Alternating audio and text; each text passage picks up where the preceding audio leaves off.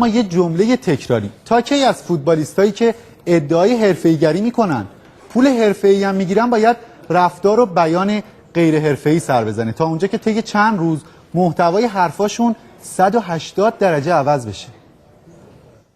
تغییر موضع 180 درجه‌ای علی کریمی، آن هم پس از گذشت کمتر از 2 هفته، اتفاقی بود که شب گذشته در کمیته انضباطی فدراسیون فوتبال رخ داد.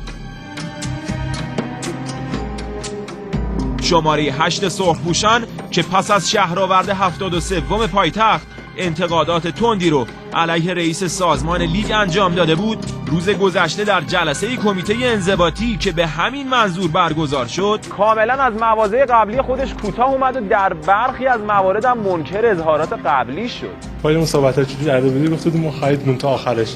همونجوری من حرفی زده بودم؟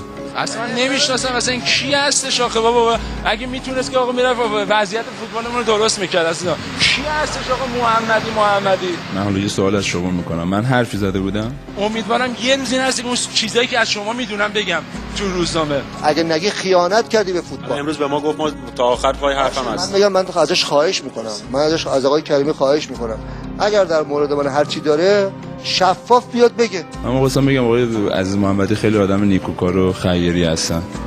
بله گفتم ایشون مجموعاً وانمود کردن که همه انتقاداتشون بحث‌های فنی هست ولی آقای عزیز محمدی رو دوست دارن.